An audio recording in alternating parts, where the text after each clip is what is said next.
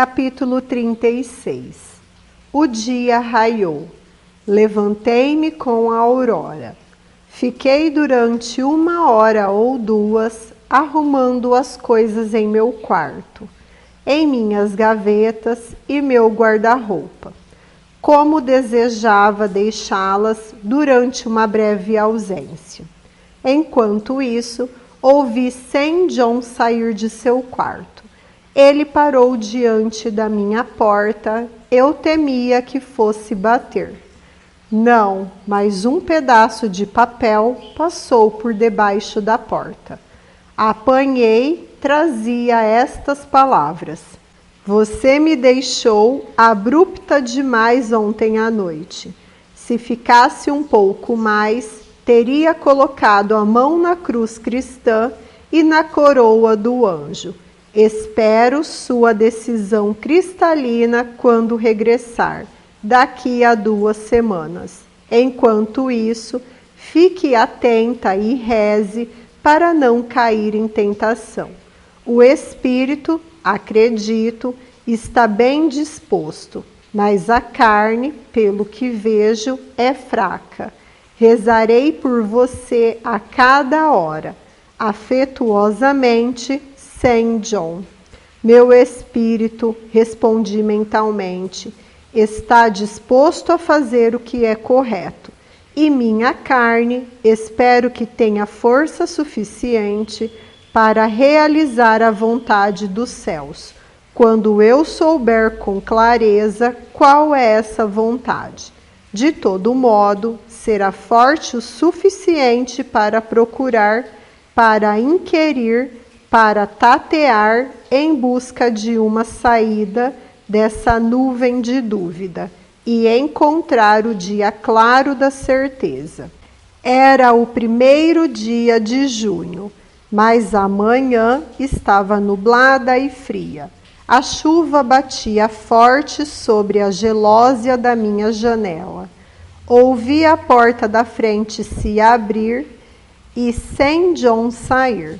Olhando pela janela, pude vê-lo atravessar o jardim. Ele tomou o caminho que ia pela charneca coberta pela neblina na direção de Whitcross. Ali tomaria diligência. Daqui a poucas horas vou segui-lo neste caminho, primo, pensei.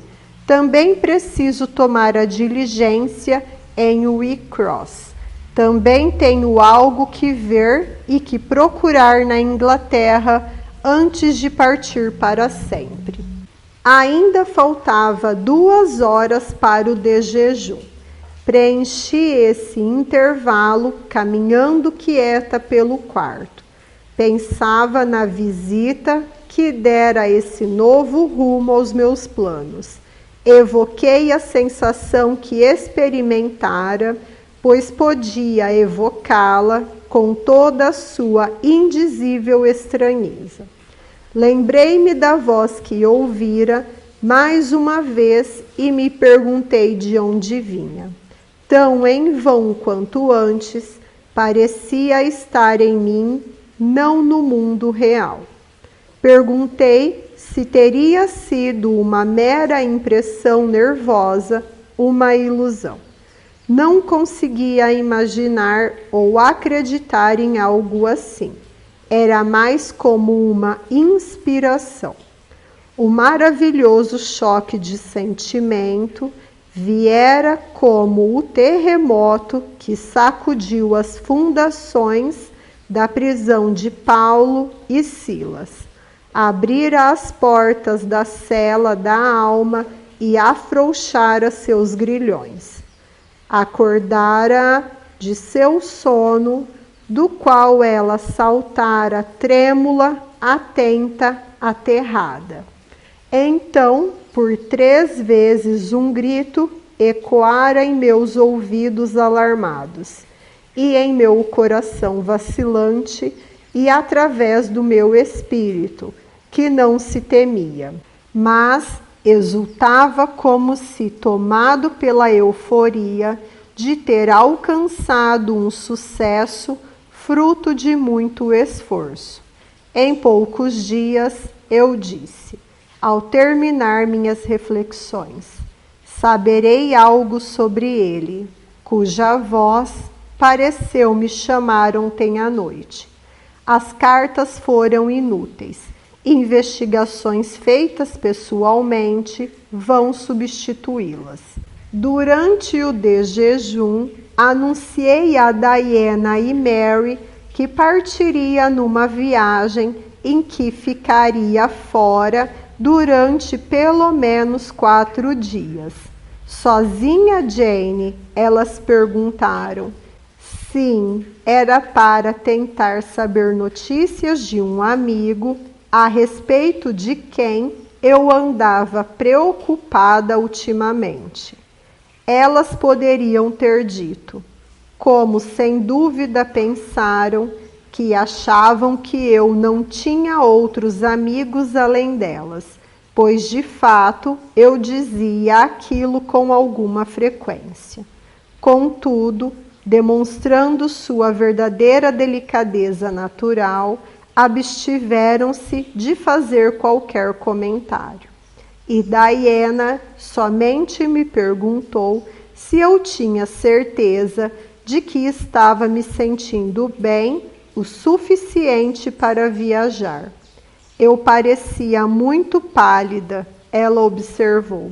Respondi que nada me afligia, exceto a ansiedade da mente, para a qual eu esperava em breve encontrar alívio. Foi fácil tomar as providências seguintes, pois não fui perturbada por perguntas ou suposições, tendo-lhes explicado que, por enquanto, eu não poderia falar muito sobre os meus planos. Elas aqueceram com gentileza e sabedoria ao silêncio com o qual eu os levei a cabo, concedendo-me o privilégio da liberdade que eu lhes teria, sob circunstâncias semelhantes, dado. Deixei Moor House às 3 da tarde e pouco depois das 4 estava junto ao poste em Whitcross, aguardando a diligência que me levaria para a distante Thornfield. Em meio ao silêncio daquelas estradas solitárias e colinas desertas, pude ouvi-la se aproximando desde muito longe. Era o mesmo veículo do qual 1 ano antes eu descera, numa noite de verão, naquele exato lugar tão desolada e desesperançosa, e sem um objetivo. A diligência parou ao meu sinal. Entrei, agora não mais obrigada a me desfazer de tudo que tinha para pagar por meu lugar. Outra vez na estrada para Thornfield, senti-me como um pombo-correio voando para casa. Foi uma viagem de 36 horas. Partira de Whitcross numa tarde de terça-feira e cedo, na manhã de quinta seguinte, a diligência parou para dar água aos cavalos numa estalagem à beira da estrada, no meio de um cenário cujas sebes verdes e amplos campos e suaves colinas pastoris, como eram suaves e verdejantes, se comparadas à severa charneca do norte em Mortem. Encontraram meus olhos com os traços de um rosto outrora familiar. Sim, eu conhecia aquela paisagem. Tinha certeza de que estávamos perto do meu destino. Qual a distância daqui a Thornfield Hall? Perguntei ao rapaz da estrebaria. Só mais 3 quilômetros, madame, pelos campos. Minha jornada chegou ao fim, pensei comigo mesma. Saí da diligência, deixei minha mala aos cuidados do encarregado para que a guardasse até eu mandar buscá-la. Peguei o que devia, dei uma gratificação ao cocheiro e me pus a caminho. O dia claro brilhava na placa da estalagem e ali, em letras douradas, de Rochester Arms, meu coração saltou de alegria. Eu já estava nas terras do meu Senhor. Mas afundou outra vez. Ocorreu-me o pensamento de que, se meu Senhor pode muito bem estar do outro lado do Canal da Mancha, pelo que você sabe, e se estiver em Thornfield Hall, para onde você vai com tanta pressa, quem além dele estará lá? Sua esposa louca. E você não tem nenhum assunto a tratar com ele. Não ousa falar ou aparecer diante dele. Perder seu tempo. É melhor não seguir adiante. Peça informações às pessoas na estalagem. Elas podem lhe dizer tudo que precisa saber. Podem acabar com suas dúvidas imediatamente. Instou-me meu conselheiro. Vá falar com aquele homem e pergunte se o Sr. Rochester está em casa. A sugestão era sensata, mas eu não conseguia segui-la. Temia a resposta que haveria de me esmagar no desespero. Prolongar a dúvida era prolongar a esperança. Eu poderia mais uma vez ver a mansão sob a luz de sua estrela. Ali estava a escadinha da cerca diante de mim, os mesmos campos pelos quais correra, cega, surda, enlouquecida, com uma fúria vingativa que me seguia e me flagelava na manhã em que fugi de Thornfield. Antes mesmo que soubesse que caminho iria tomar, estava no meio deles. Como andava depressa, como corria às vezes, como aguardava ansiosa a primeira visão daqueles bosques tão conhecidos.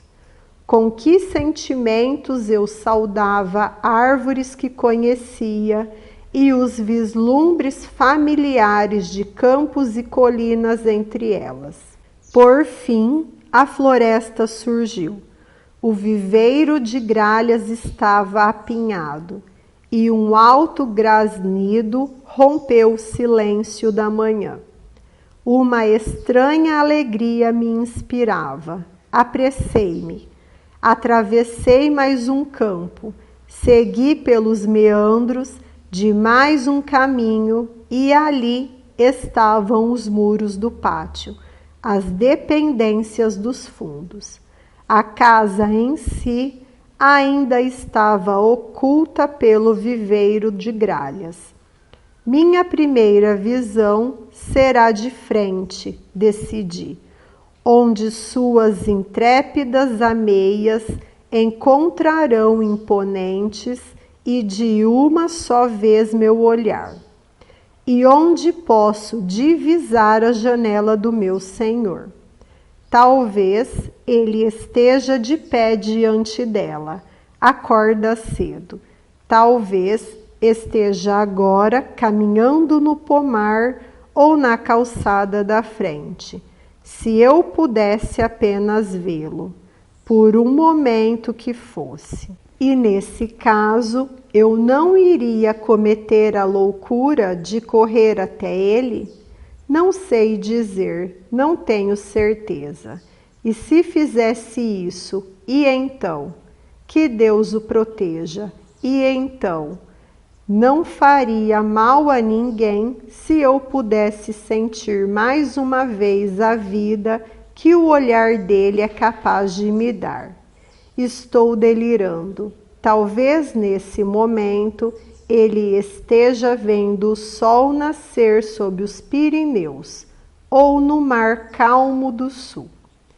Eu vinha caminhando junto ao muro baixo do pomar, contornei a quina, havia um portão ali, abrindo-se para o campo, entre dois pilares de pedra. De trás de um deles eu poderia espiar discretamente e ver toda a frente da mansão. Avancei a cabeça com precaução, desejosa de descobrir se a cortina de algum quarto já estava aberta. Ameias, janelas, toda a fachada desse local de observação escondido estava tudo ao meu dispor. As gralhas voando lá em cima talvez me observassem enquanto eu espiava. Perguntei-me o que estariam pensando. Deviam ter me achado muito cuidadosa e tímida no início, gradualmente me tornando bastante ousada e descuidada. Uma olhadela e depois uma longa contemplação. Saí então do esconderijo e fui para o meio da campina. Parei de súbito bem em frente à grande mansão, com um olhar demorado e destemido em sua direção. Que insegurança fingida foi aquela no início? Elas poderiam ter se perguntado. E que descuido idiota é esse agora? Ouça uma alegoria, leitor. Um amante encontra sua amada adormecida na beira de um rio. Deseja ver por um instante seu rosto sem acordá-la. Caminha suave sobre a grama, cuidando em não fazer barulho. Ele para, acreditando que ela se mexeu. Recua, não quer de modo algum que ela o veja. Tudo está quieto. Mais uma vez ele avança. Debruça-se sobre ela. Um leve véu cobre seu rosto. Ele o remove. Abaixa-se ainda mais. Agora seus olhos anseiam por uma visão da beleza, cálida, plena e adorável em seu repouso.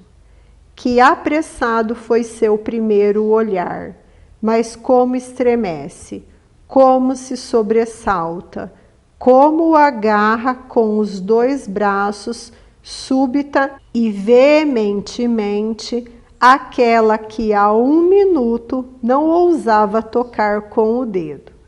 Como ele chama seu nome em voz alta e a deixa cair e a contempla desesperado. Ele a abraça e grita e olha fixamente, porque já não teme acordá-la com qualquer ruído que possa fazer, com qualquer movimento que possa fazer.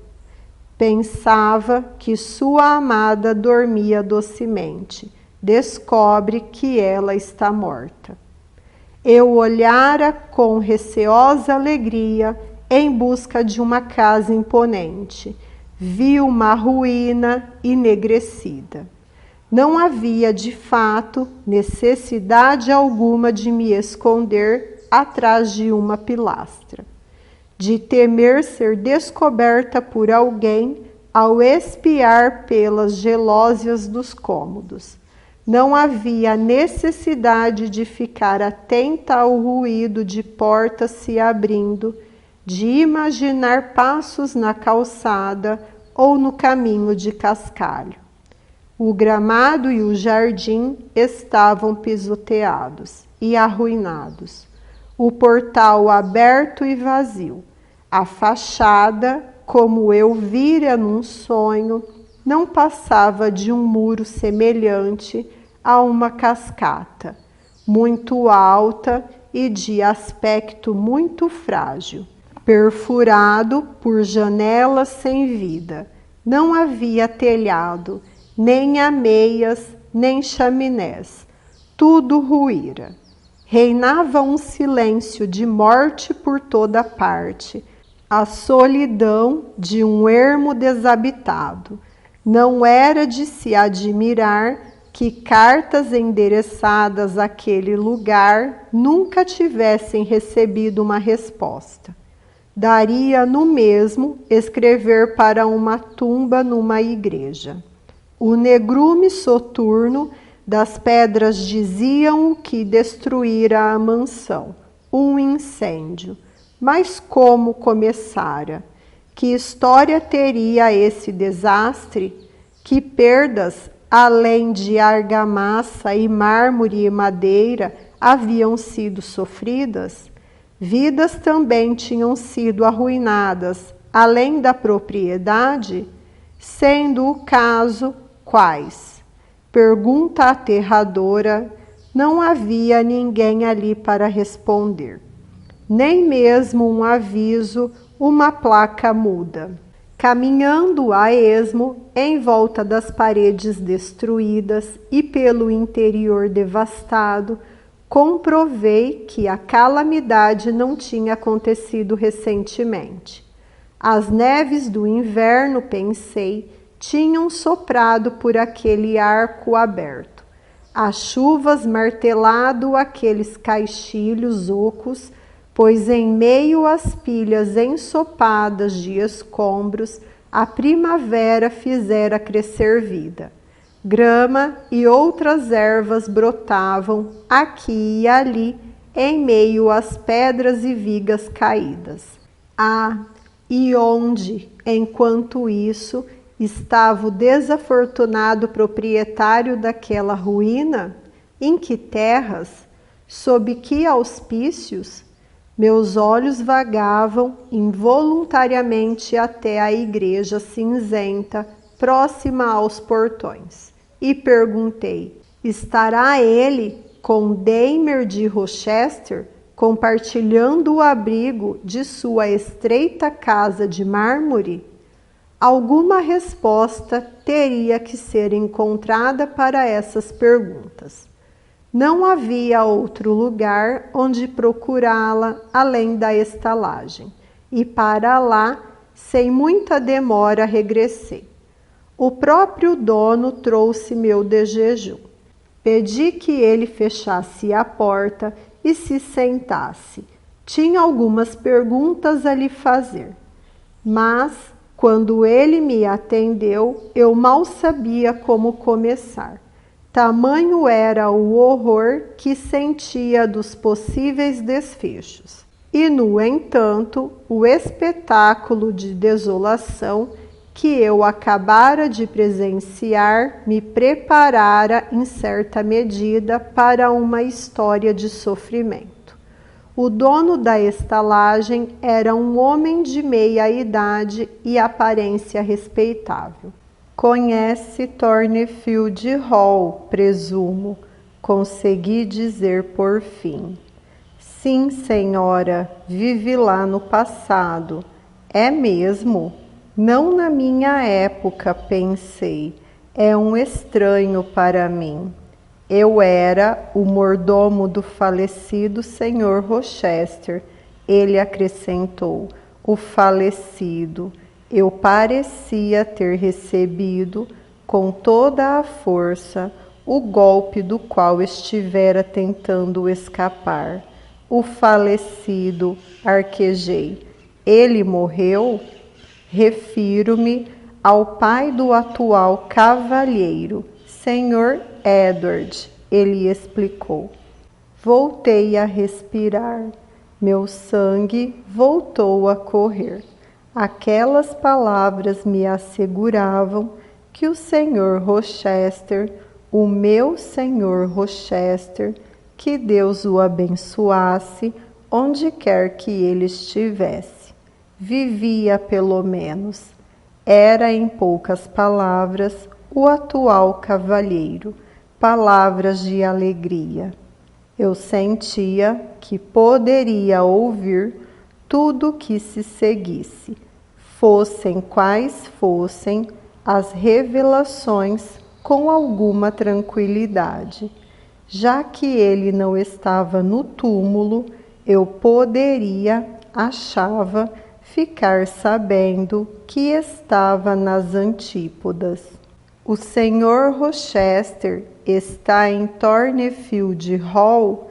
Perguntei, sabendo naturalmente qual seria a resposta, mas, ainda assim, desejando protelar a pergunta sobre seu atual domicílio. Não, senhora. Ah, não. Ninguém está morando lá. Suponho que não seja daqui. Ou teria ficado sabendo do que aconteceu no outono passado. Thornfield Hall está em ruínas. Pegou fogo mais ou menos na época da colheita. Uma calamidade, uma imensa quantidade de bens valiosos destruídos.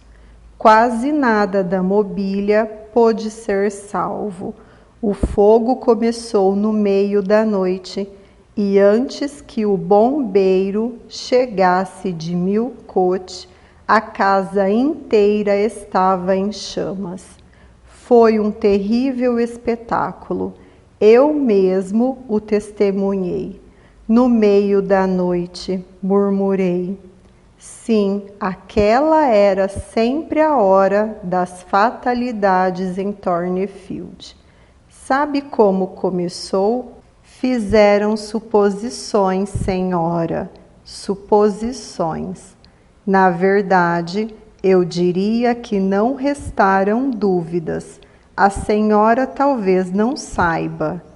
Ele continuou, aproximando a cadeira um pouco mais da mesa, falando mais baixo, que havia uma mulher, uma louca na casa.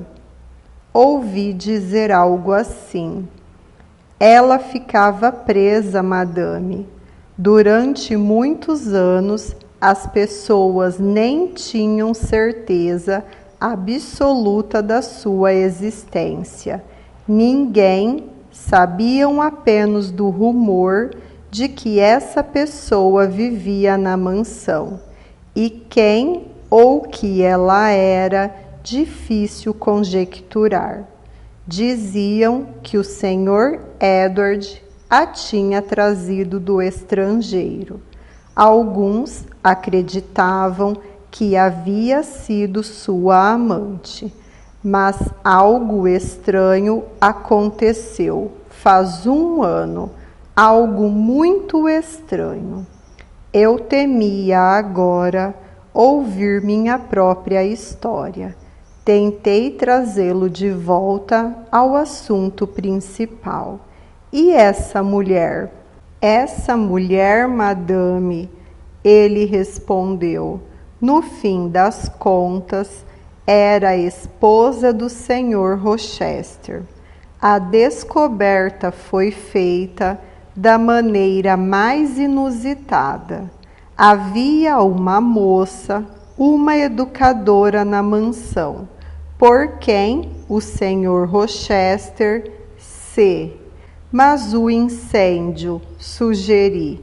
Vou chegar lá, senhora, por quem o Sr. Rochester se apaixonou. Os criados dizem que nunca viram alguém tão apaixonado quanto ele. Ficava o tempo todo atrás dela. Eles observavam. Os empregados fazem isso, como sabe, madame. E ele dava a ela mais importância do que todo o resto. Ninguém além dele a achava muito bonita. Era uma coisinha miúda, dizem, quase como uma criança. Eu nunca cheguei a vê-la, mas ouvi Lia uma das criadas, falar dela. Lia gostava bastante dela. O Sr. Rochester tinha seus 40 anos e essa jovem nem chegara aos 20. E a senhora sabe, quando cavalheiros dessa idade se apaixonam por mocinhas, muitas vezes é como se estivessem enfeitiçados. Bem, e ele resolveu se casar com ela. Pode me contar essa parte da história em outro momento, eu disse, mas agora tenho um motivo particular para querer saber tudo sobre o incêndio. As suspeitas foram de que essa louca, a senhora Rochester, teve participação. A senhora acertou, madame. É quase certo que tenha sido ela, e ninguém mais, quem começou o incêndio. Uma mulher chamada Senhora Poole cuidava dela. Uma mulher muito competente para o trabalho, de confiança, exceto por um defeito comum em muitas enfermeiras e senhoras. Tinha sempre com ela uma garrafa de gin e de vez em quando exagerava.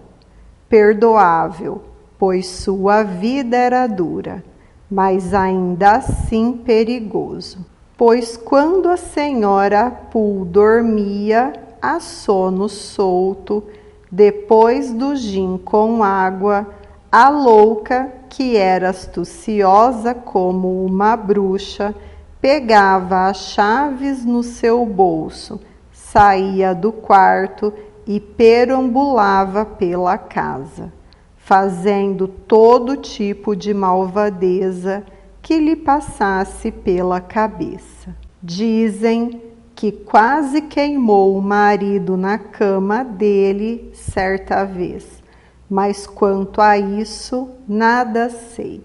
Contudo, nessa noite, ela pôs fogo nas tapeçarias do quarto anexo ao seu, e depois foi para o andar de baixo e encontrou o quarto que tinha sido da educadora. Era como se ela soubesse, de algum modo, o que tinha acontecido e tivesse ódio da moça. Ateou fogo à cama, mas não havia ninguém dormindo ali, felizmente.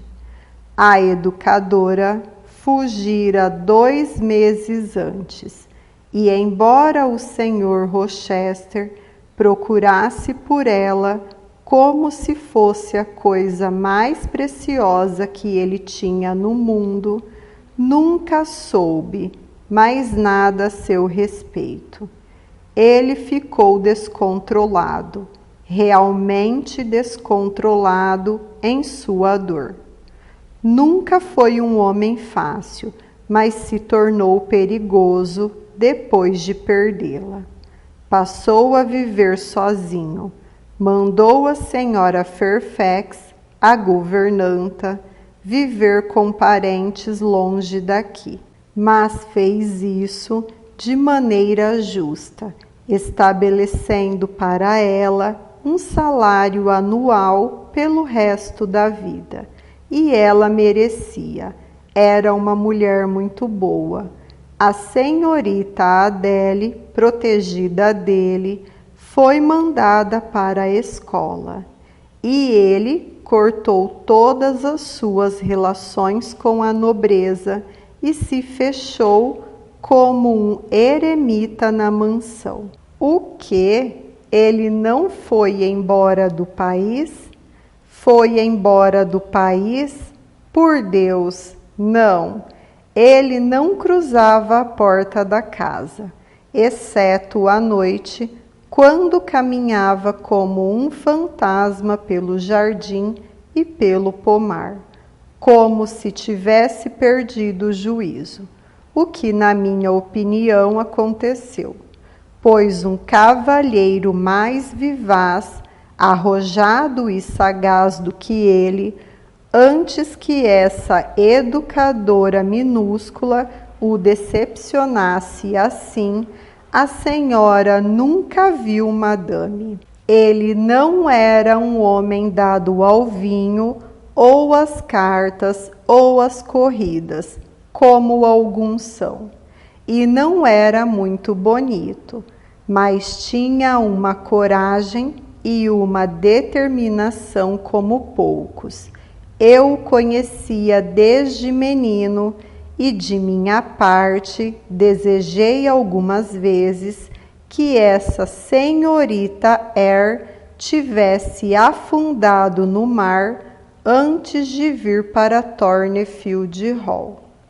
Então, o Sr. Rochester estava na casa quando o incêndio começou?